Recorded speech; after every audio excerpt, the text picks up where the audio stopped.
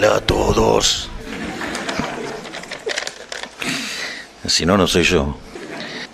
Perdón por salir del protocolo. Bueno, en primer lugar, muchas gracias a todas las autoridades del colegio por volverme a recibir. Les voy a contar una anécdota muy divertida. Recientemente, cuando estuve en Roma y fui a visitar al Papa Francisco, en un momento, ya terminada la reunión, fui a verlo con la comitiva, digamos, que se constituía de mi hermana, que es la secretaria general de la presidencia, con la canciller Diana Mondino, el ministro del Interior Guillermo Francos, la ministra de Capital Humano Sandra Petovelo y mi rabino Axel Banish. Y entonces cuando Axel lo ve al Papa Francisco, le felicita por su enorme y monumental tarea que está llevando a cabo y le dice: y se lo traje de vuelta. Y el Papa Francisco le dijo: no, quédatelo. Así que bueno, gracias por recibirme. En Roma no.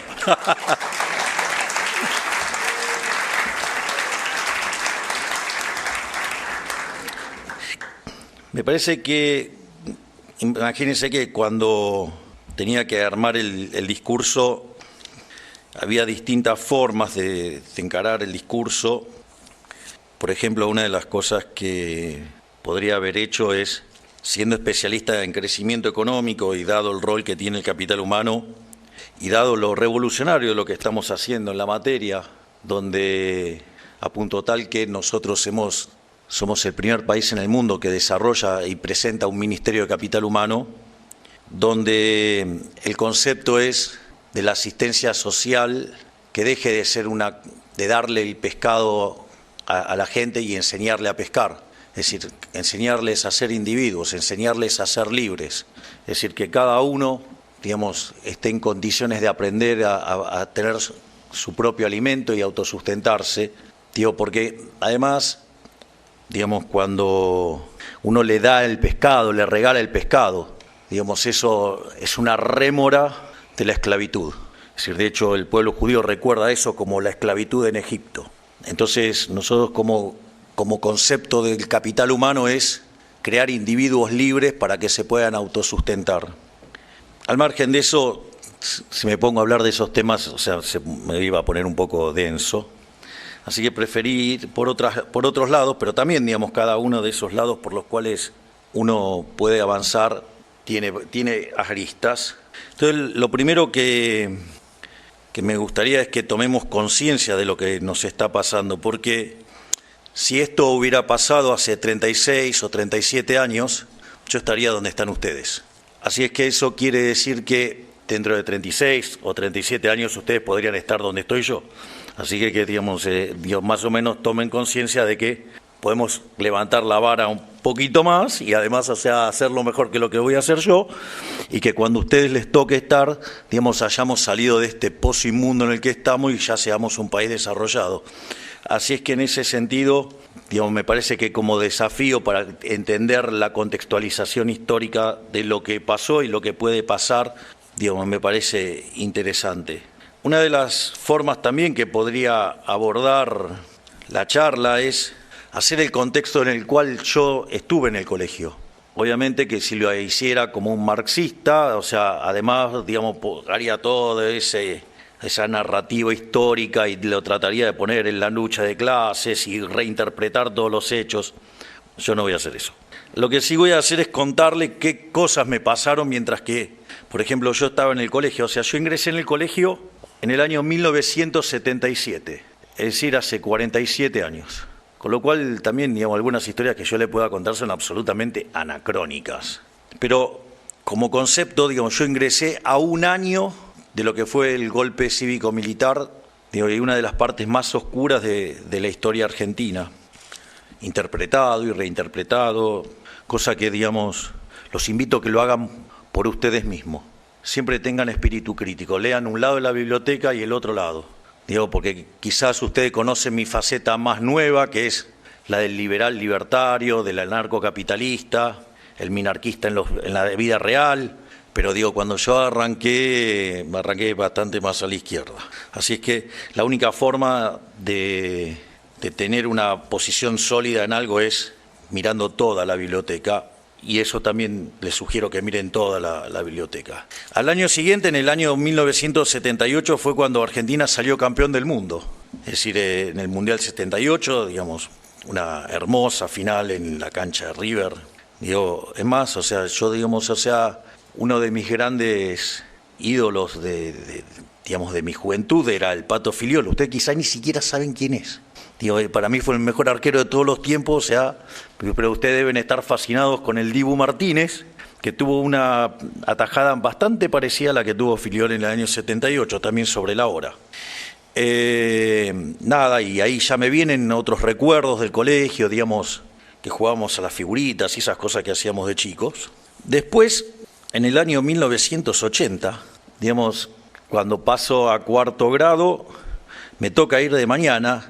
Y ahí estrenábamos maestro nuevo, que es el que está acá, el hermano Arturo. Así que qué karma, qué karma. Después, en el año 81, tuvimos lo que se llamó la crisis de la tablita cambiaria o crisis del programa de Martínez Dios. Es muy simpática. En ese momento, cuando Martínez Dios renuncia, asume un ministro que se llamaba Lorenzo Sigó y decía que el que apuesta al dólar pierde. Bueno, como verán, el evento me marcó bastante en distintas cosas. La primera es que decidí a esa edad ser economista, porque veía cómo la situación económica de las familias cambiaba brutalmente, pero además, digamos, la obsesión fue bastante intensa, por decirlo de alguna manera educada, a punto tal que, digamos, yo quiero eliminar el Banco Central, así que miren que las cosas son mucho más fuertes de lo que uno se imagina. Otra cosa que pasó es que en el año 82 tuvimos la Guerra de Malvinas. Después, en el año 83, yo estaba en séptimo grado y fue la llegada de la democracia, el retorno de la democracia. Digo que casualmente 40 años después me llevó como presidente. Digo, recuerdo que fue algo que verdaderamente lo vivíamos con mucha intensidad, aun cuando no sabíamos toda la historia, o sea, no teníamos plena conciencia de ello. Después, ya en el año 84, ingresé al secundario. Nosotros, esa fue la primera camada mixta del colegio en el secundario. Y después, en el año 85, vino el Plan Austral. Como verán, digamos, siempre hay alguna referencia a la economía, porque por eso me dediqué a la economía. Pobre mi ministro de Economía, lo que sufre. No se crean tanto, la pasa bastante bien. En el 86 tuvimos el Mundial de México, digamos, es más, el gol de Maradona a los ingleses, todo, o sea. Y en el año 1988, digamos, vino el Plan Primavera, que después, al año siguiente, terminó en la hiperinflación. Algo que también, digamos, lo señalo y fue importante para mí, porque si bien yo me había entusiasmado con la economía ya con 10 años, los motivos por los cuales decidí estudiar economía no son los mismos por los cuales me apasioné por la economía. Es decir, en realidad cuando decidí que quería ser economista era por una cuestión absolutamente monetaria. Es decir, decía, bueno, si digamos, o sea, acertarle al dólar es sinónimo de progresar económicamente, dije, tengo que ser economista para ganar plata. Lo interesante es que después los motivos por los que me apasioné fueron totalmente distintos, porque durante la hiper, digamos, del año 89, yo en ese momento estaba en el plantel profesional de Chacarita, o sea, tengo una parte oscura, es que fui arquero de fútbol, y tengo una todavía muchísimo más oscura, que era después fui cantante de una banda de rock, donde el tío de uno de los que ustedes están acá tocaba la batería conmigo. Y, digamos, el papá de otro de los que está acá, digamos, en algún momento tocó la guitarra en un grupo conmigo. O sea, con lo cual también, digamos, tenemos historias comunes por todos lados dando vuelta. Y el tema es que yo ahí estaba haciendo mi primer año de economía y estudiaba que cuando los precios suben la cantidad demandada baja. Un día la acompaña a mi mamá al supermercado, estaba apoyado ahí sobre el carrito y digo, les voy a contar algo que ustedes quizás no saben, pero existían unas chicas con unas pistolas que ponían los precios, o sea, se llamaban tiqueadoras.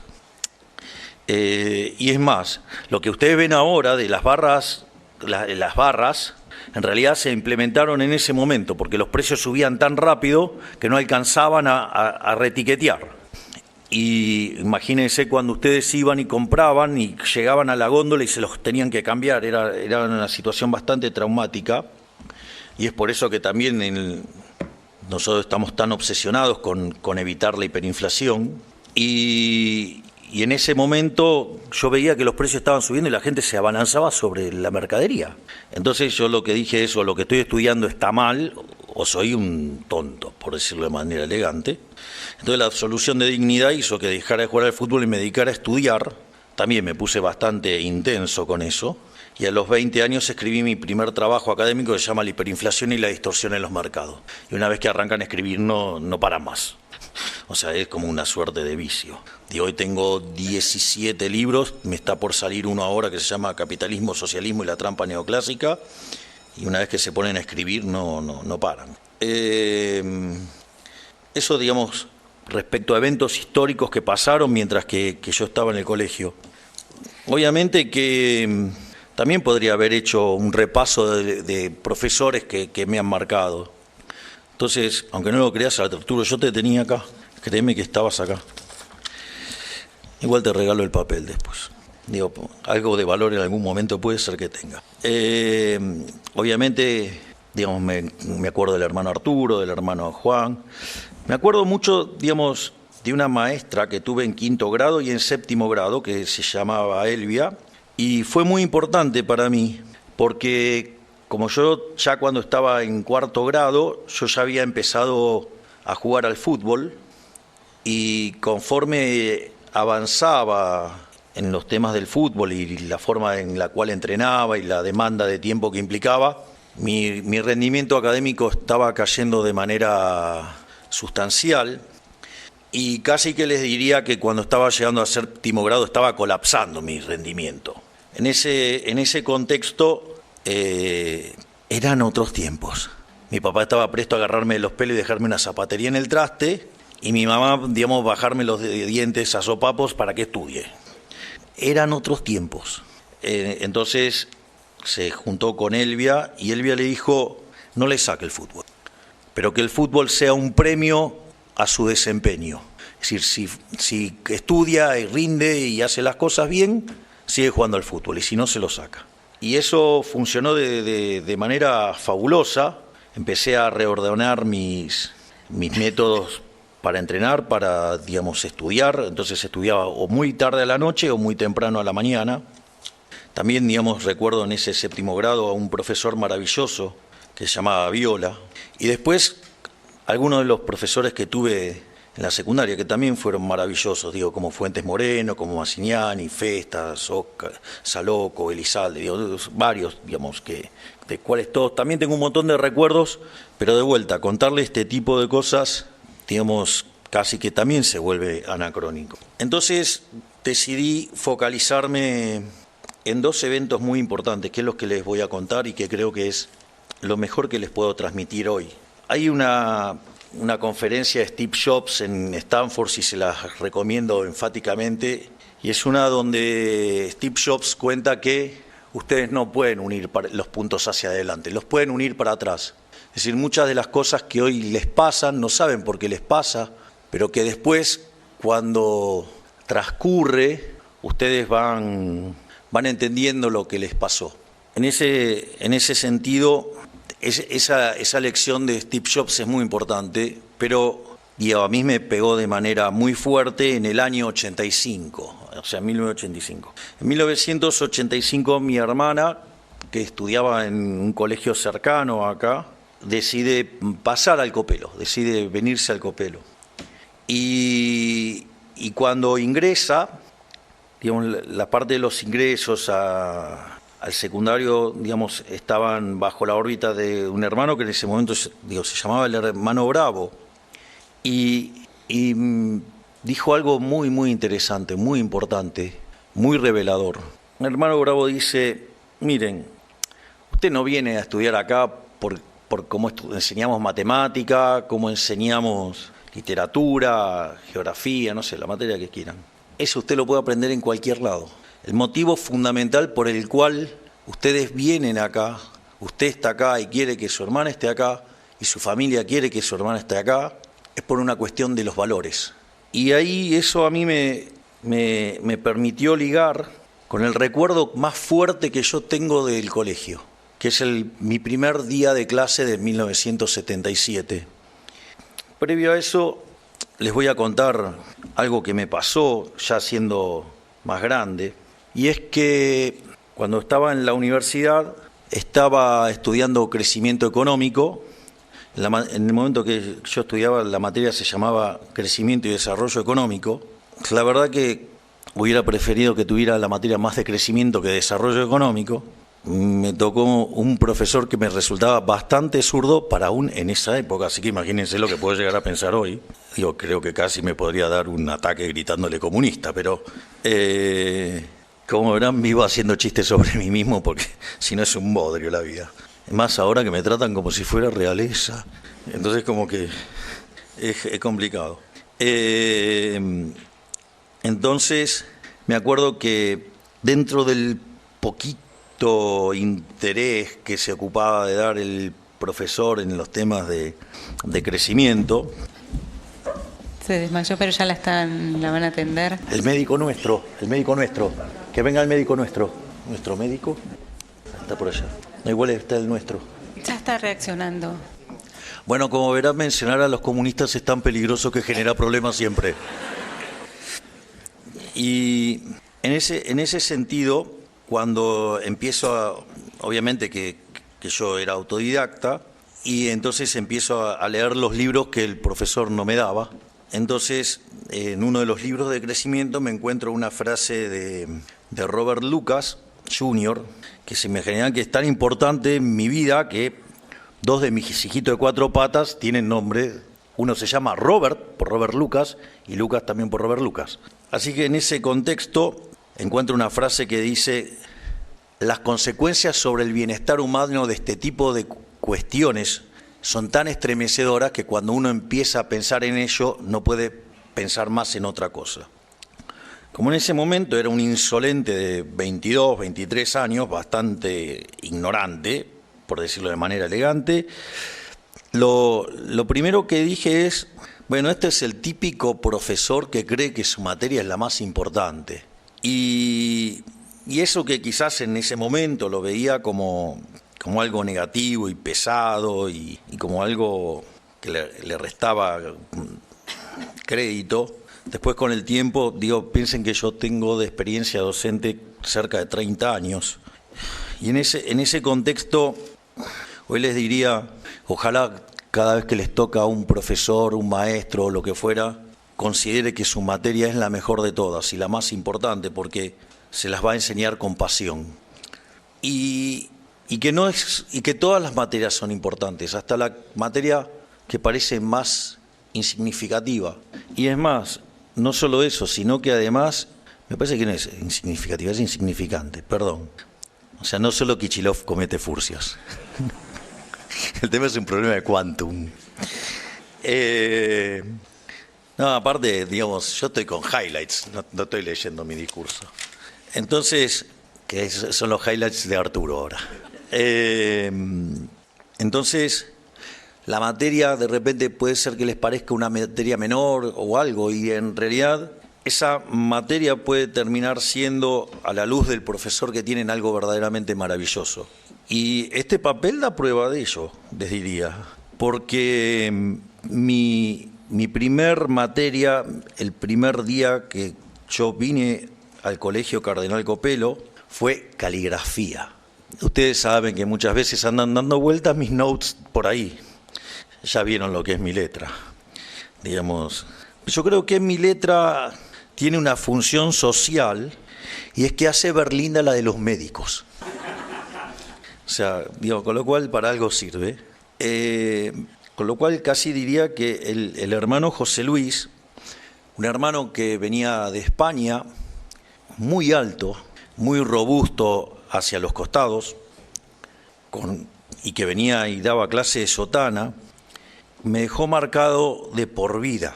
No puedo evitar emocionarme. Era el profesor de caligrafía con un especialista en crecimiento económico y economía matemática. Pareciera que no pega con nada. Y encima se los quiero ligar con el hermano Bravo cuando ingresó mi hermana. O sea, parece bastante rebuscado. Y en aquella clase el hermano José Luis hizo dos cosas. Lo primero es, dibujó el escudo del colegio, que yo no veo que nadie tenga el escudo original del colegio, el que tiene el óvalo en el medio. Ese óvalo en el medio, simétrico, dividido en 4 partes, en lo que es la diagonal principal, tiene el dibujito de unos animalitos. Y que tiene la característica de tener una piel muy cara. Y nos contó, obviamente que seguro que el ejemplo estaba floreado y metaforizado, y es que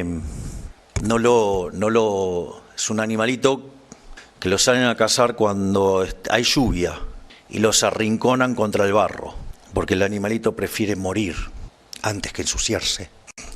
Y vaya que estamos dando la pelea. Y lo otro, muy fuerte, es que el hermano José Luis, después de explicarnos el valor de muertos antes que sucios, y vean el quilombo que estamos haciendo, digamos, fíjense que todos los días encontramos un nuevo curro y lo sacamos todo el tiempo afuera. Se me emociona la ministra de Capital Humano, que es una máquina de encontrar curros.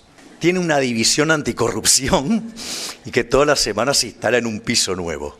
Y hace unos quilombos de novela, ustedes lo estarán viendo, más allá de los que se terminan autoincriminando por sacar a los fondos fiduciarios de una ley.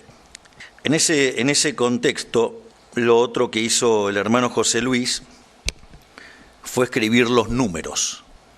Y arrancó del 0 al 10.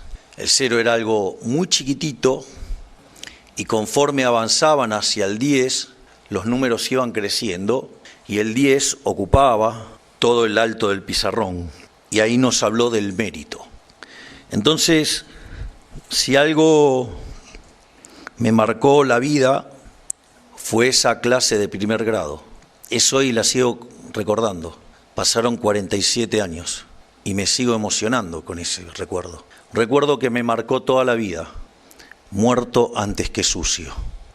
Y luchar por el mérito, luchar por la excelencia. Y eso son valores que tomé en una clase de caligrafía, pero en el Colegio Cardenal Copelo, en la comunidad menesiana. Y eso, me parece que si algo le tenía que contar era eso. Lo más valioso es eso, que sean personas íntegras, hagan lo que hagan, pero sean íntegros. O sea, peleen por sus ideales, no bajen los brazos. Miren, yo suelo, para aquellos que nos siguen a nosotros, ustedes verán que nuestros seguidores tienen 2 gorras, o tienen la que es muy simpática y nos divertimos todos con él, no la ven, y la otra es las fuerzas del cielo. Las fuerzas del cielo nace de cuando a mí me toca asumir como diputado nacional el 11 de diciembre del 2021. Y en ese momento un periodista de Diputados TV, muy grosero, me dice: ustedes son 2 en 257, ¿qué pueden hacer ustedes? O sea, van a caer en la irrelevancia total, van a ser la nada misma. De hecho, ni siquiera teníamos cuerpo como para integrar una comisión. Y en ese momento yo le contesté con el libro de Macabeos, que dice que la victoria en la batalla no depende de la cantidad de soldados, sino de las fuerzas que vienen del cielo.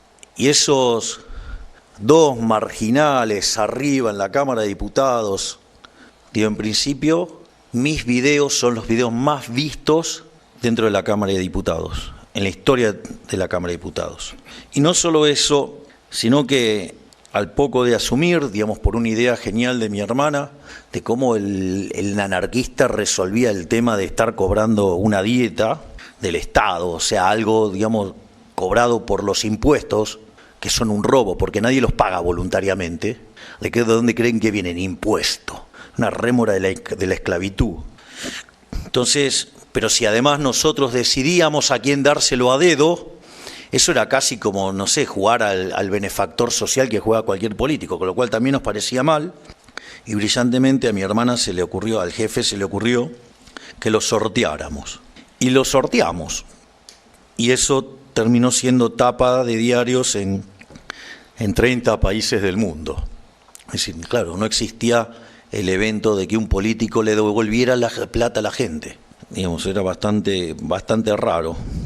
Y si ustedes se fijan, digamos, toda nuestra devenir en la política fue todos una lucha, digamos, contra una adversidad enorme. Nosotros lo primero que decían es que no íbamos a poder formar partido. O sea, lo primero que dijeron es no van a poder formar partido. Entonces, de hecho, digamos, el jefe de gobierno en aquel momento, digamos, se dedicó a comprar cuantos sellos de goma andaba dando vuelta para que nosotros no pudiéramos competir.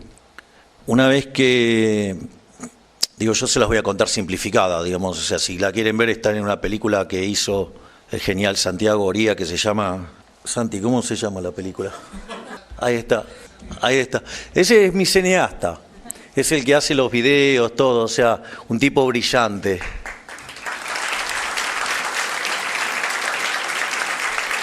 Que ya estamos en casi 2 millones de reproducciones de la película y que además la están traduciendo a varios idiomas. Ahí van a poder ver todo en detalle, todas las cosas que padecimos. Pero después de eso nos dijeron que ya teníamos partido, nos dijeron que no íbamos a poder pasar el piso del 2%. Después, como seguíamos avanzando, nos dijeron que íbamos a perder contra el voto en blanco.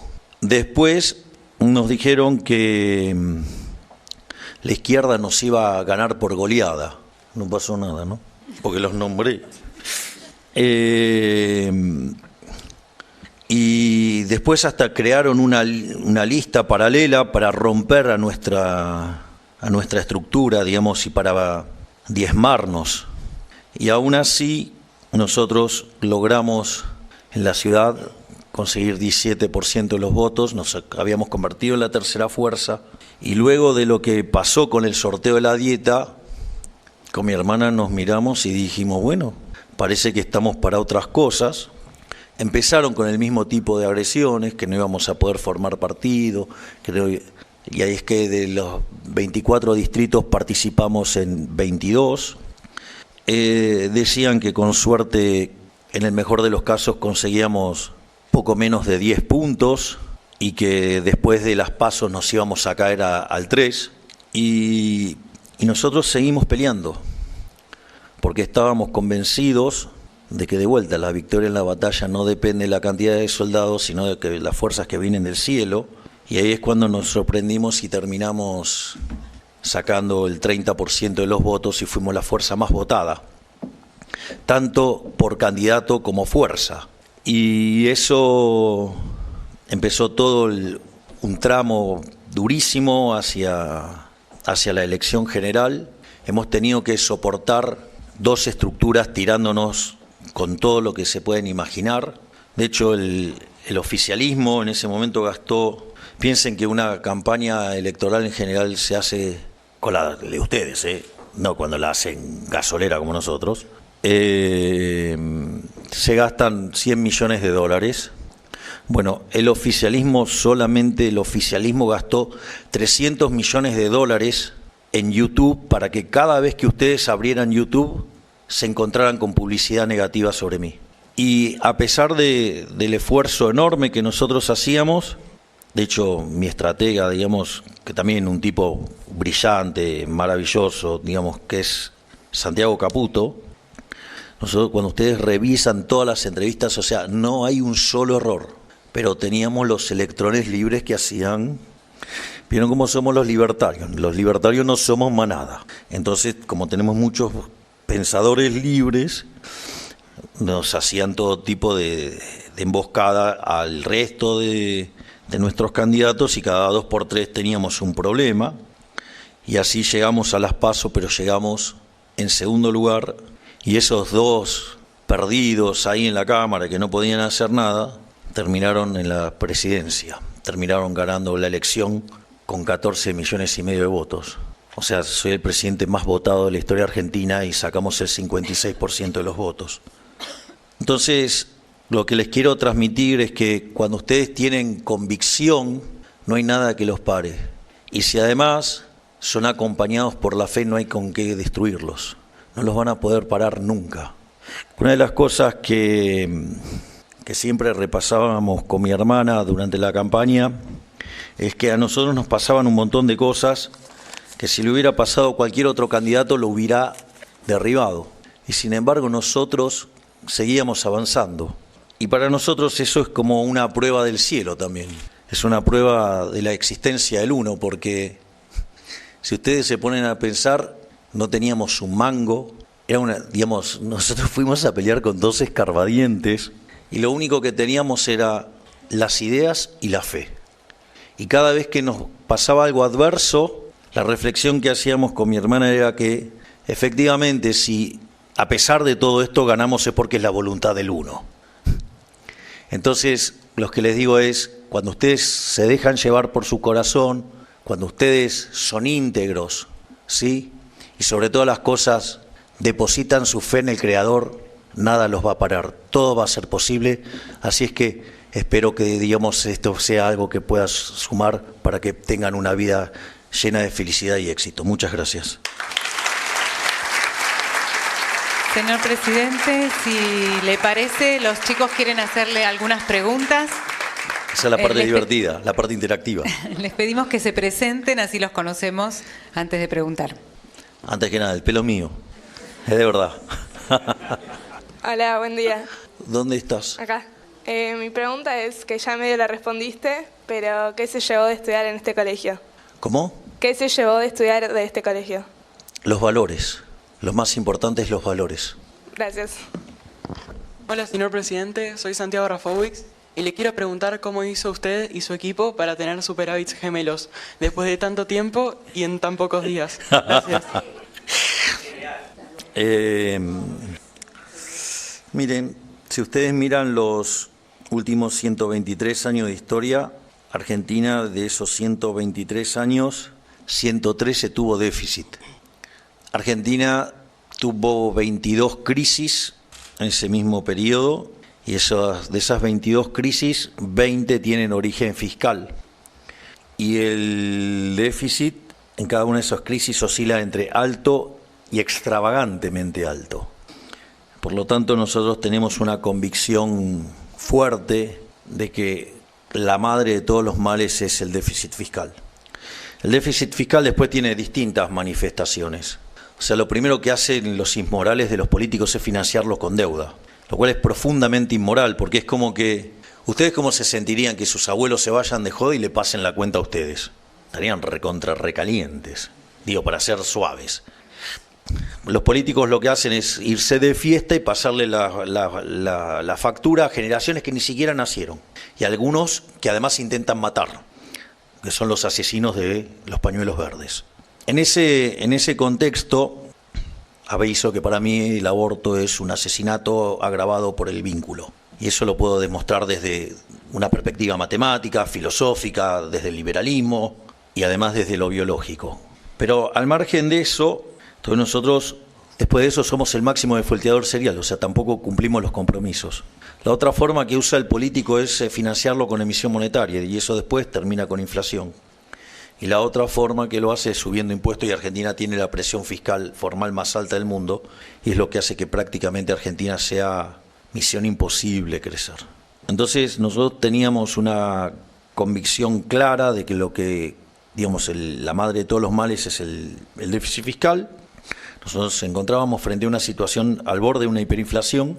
Para que tengan un orden de magnitudes, cuando ustedes tienen déficit gemelos por 4 puntos del PBI, para los que no saben qué son los déficits gemelos, es la suma del déficit fiscal más el déficit de cuenta corriente. O sea, el déficit externo vendría a ser la cuenta corriente. Cuando ustedes tienen déficit por encima de 4 puntos del PBI, ustedes ya están en zona de riesgo. En 8 son candidatazos a pegarse la piña, nos dejaron 17. Es decir, otra que Copperfield arreglaba esto. No sé, son tan chicos que no sé si saben quién es David Copperfield. O sea, mis chistes a veces se están poniendo viejos, como yo. Inexorablemente les va a pasar todo, salvo digamos que la tecnología lo evite. En ese contexto, nosotros además teníamos plantada una hiperinflación, porque los precios en la primera semana de diciembre crecían a un ritmo anualizado del 3.700%, en las 2 semanas primeras a 7.500%, y si ustedes miraban los mayoristas, venían al 17.000%. Es decir, estábamos al borde de verdaderamente un desastre, y era la combinación de 3 crisis. El Rodrigazo del 75, la hiperinflación de Alfonsín en el 89 y la crisis de la convertibilidad en el 2001-2002. Por lo tanto, estábamos frente a un verdadero desastre. En ese contexto, nosotros teníamos que frenar de como fuera la emisión monetaria, y teníamos 2 mecanismos por los cuales el Banco Central emitía. Uno por el déficit fiscal, que eran 5 puntos del PBI, y otra era por el Banco Central, que generaba 10 puntos de déficit del PBI. Entonces nosotros encaramos un programa de estabilización muy duro, donde apuntábamos a el déficit cero, o sea, 5 puntos de ajuste en el Tesoro, y tratar de limpiar el Banco Central, que son 10 puntos. Además, a los 11 días de asumir nos vencía un pago con el fondo y no teníamos reservas. Entonces, y el acuerdo además estaba caído, y entonces con el ministro Caputo decidimos sentarnos arriba de la caja y aguantar todo. En ese contexto echamos a 50.000 empleados públicos que no trabajaban, dimos de baja 200.000 planes sociales de gente que verdaderamente no lo necesitaba, gente que, por ejemplo, se va de vacaciones en avión, en barco, son empleados públicos, o sea, un montón de abusos. No solo eso, sino que además recortamos la obra pública, la eliminamos, la hicimos cero. Además, eliminamos las transferencias a las provincias, las discrecionales. No le toqué un peso a la coparticipación, eso es técnicamente imposible. O sea, la coparticipación se deposita todos los días. Y además recortamos un montón de privilegios que tienen la política. Recuerdo que, ¿cuántos autos tenías a cargo? Cuando llegaste, eran 120. Bueno, tenía 120 autos a cargo, la Secretaría General de Presidencia. Entonces empezó con la motosierra, y esto es muy gracioso, porque en un momento le dice, no, este no lo puede sacar. ¿Cómo que no? No, porque tal secretario se lo autoasignó. Bueno, duró un día ese secretario. Así que nos sacamos de encima los autos. En el Ministerio de Economía nos sacamos de encima 600 autos, los teléfonos, o sea, un montón de privilegios que tiene la casta. Es más, son tan inmorales que hacían viajes en primera clase, que acumulaban millas, y esas millas después las gastaban con los familiares, una cosa. Todo es así. Todo donde tocan hay curros, es un desastre. Y nosotros teníamos como objetivo en el año alcanzar el déficit cero en el año. Y fue tan fuerte lo que empezamos a hacer, mezcla de motosierra y licuadora. No voy a negar que hay licuadora, digo, un ajuste tan rápido tiene licuadora también, obvio. Y lo que pasa es que si la licuadora se vuelve permanente, se vuelve motosierra. Que imaginen cuál es mi intención. Entonces, en ese sentido, cuando empezamos a ver los números mostraban que podíamos llegar al equilibrio primario en enero y al equilibrio financiero en marzo. Y eso era importante, hasta que vinieron los números, y lo alcanzamos en enero. Eso no solo que sorprendió a propios, que ahora obvio lo que dicen, tiene mucha licuadora, no es sostenible. Es decir, todos los que decían que era imposible hacerlo ahora se quejan por cómo llegamos.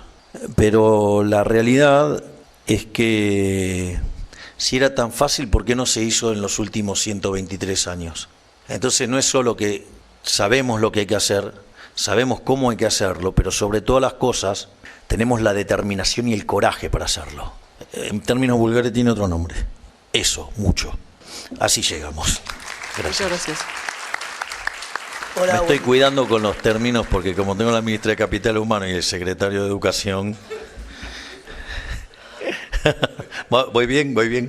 Sí, hola, Carlos, buen día. Hola, buen día, señor presidente. Acá Bautista.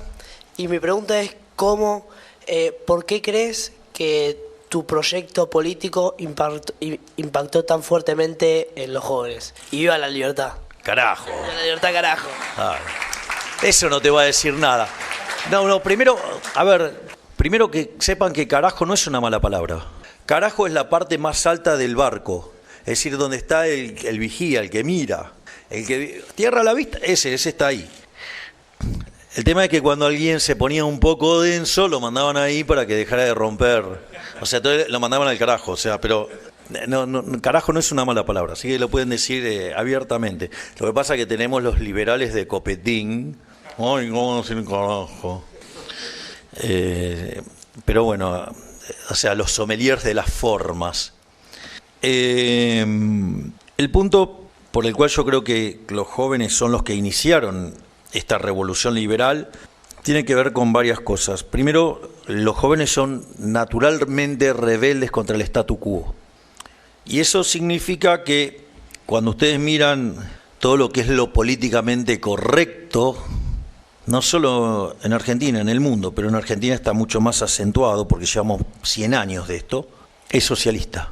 Si hay mucha gente que es socialista sin saberlo. De ahí, digamos, que fue tan estremecedor que me paré ahí en Davos y casi que le dije a ustedes son todos unos zurditos. ¿Otro más? Y sí, y los nombro y son infalibles.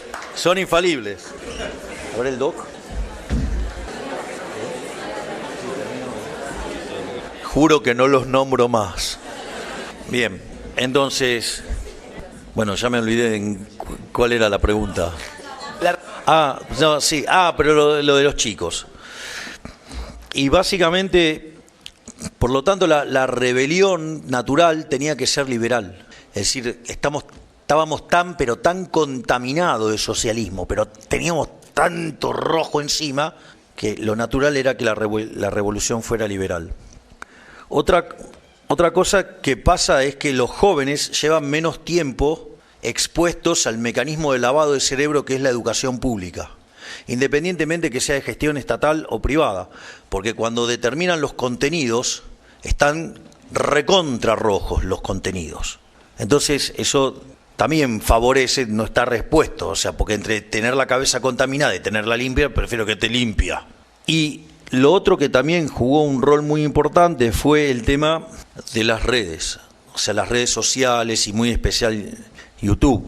Entonces, yo me siento en un programa de televisión, hablo y les cito un montón de autores. Ustedes después se meten en internet y entonces todos hablan de Hayek, de Mises, de Rothbard. Yo les puedo asegurar que ustedes van a la Universidad de Buenos Aires, a la Facultad de Ciencia Económica, y le hablan de Ludwig von Mises y cree que es el 9 de Holanda. Y para los liberales es el mejor economista de todos los tiempos.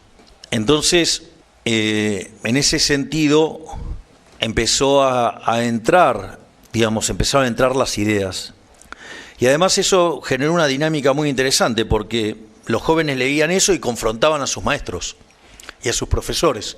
Y está lleno de videos de profesores maltratando a alumnos por oponerse a la opresión kirchnerista. Y la verdad es que han sido unos valientes porque se la recontrabancaron, los han bulineado, les han hecho de todo. Es decir, de hecho, yo, digamos, en este momento tengo un problema de una de las personas de mi equipo, ¿sí?